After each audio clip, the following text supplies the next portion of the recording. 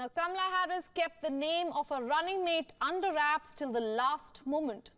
Just like Joe Biden did in 2020, just about an hour ago, reports came in that Minnesota Governor Tim Waltz has been chosen as her running mate.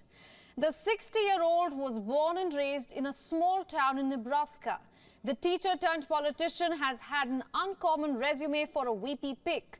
He started his career as a teacher in China, then went on to become a high school teacher in Minnesota, where he was part of a faculty and stood for gay rights. That was in 1999, long before even the Democratic Party advocated for LGBTQ+ rights. He also served in the Army National Guard for 24 long years. Walz first ran for office in 2006. He supported unions and managed to flip a Republican-leaning congressional district. Then in 2018, he ran for governor and won, and has defended the seat successfully in 2022 as well. He is now the chair of the Democratic Governors Association and has been a national campaigner for Harris even before he was considered as a VP pick. Now, it will be a busy week from the word go. The Democrats duo will kick off their tour to battleground states, 7 states under 5 days. It will start tonight from Pennsylvania, where Kamala Harris is expected to walk in with Tim Walz for the very first time, her presidential pick. Now, the rally, as we said, will start from Pennsylvania, and from Pennsylvania, the duo will head to Michigan and Wisconsin. These 3 states, along with Georgia and Arizona, are the same states that Biden had flipped blue in the year 2020. Harris is also expected to make stops in North Carolina, which Biden lost by a slim margin in the last election. And lastly, Nevada, where Democrats won narrowly in the 2020 elections. Now, in the latest, Republican nominee Donald Trump's team has slammed Walz as a left-wing radical. Unlike others, Harris did not have much time to choose her running mate. It seems like eternity, but Biden quit the race just 2 weeks ago. Harris has chosen Walz, the governor of Minnesota, and it is important to understand that Minnesota is not a swing state. The state has not elected a Republican since the year 1972. All right, to take the story further, we are being joined by our correspondent, Susan Tehrani, live from New York.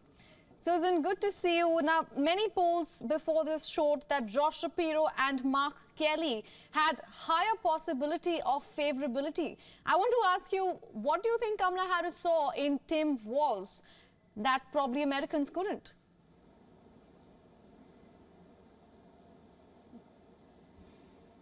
Well, you know, on the surface, from what we know, at least from the facts, is that Tim Walz is someone who's very safe with the pro-Palestinian, pro-Hamas movements here in the United States, and also a lot of the Muslim communities. Remember, he's from a state where Congresswoman Ilhan Omar is the congresswoman for the 5th District of Minnesota. They recently just took a picture together, and Ilhan Omar endorsed him.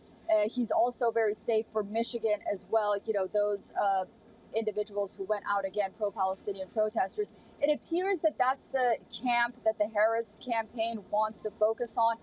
Josh Shapiro is Jewish. He was known to be a little bit more to the middle. So was Mark Kelly as well. And with Tim Walz, really the stage is set for this campaign a season to be very, very significant, because you cannot have 2 more different ideologies and candidates in the Republicans and the Democrats. Tim Walz recently in an interview said that don't shy away from your progressiveness. This is the direct quote. One person's socialism is another person's neighborliness. So, you know, you can understand where his mindset is when it comes to politics and social issues.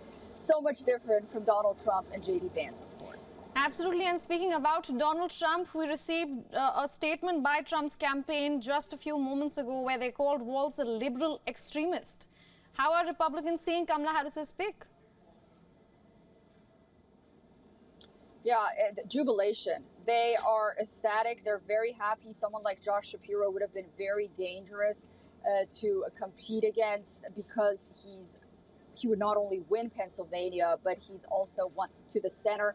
It would have been a lot harder for the Trump campaign to start attacking Shapiro, not only because he was Jewish, not only because he was to the center, but he's also from a swing state like Pennsylvania. So it's yet to be seen, how this is going to play out. It's not going to be easy for the Harris camp to defend Tim Walz. But on the other hand, Donald Trump and J.D. Vance, they have their own concerns right now as we're seeing the polls are so close to each other the next few days. And of course, after Kamala Harris appears with Tim Walz today in Philadelphia, I think a lot of the sentiments will become more clear than what we know so far.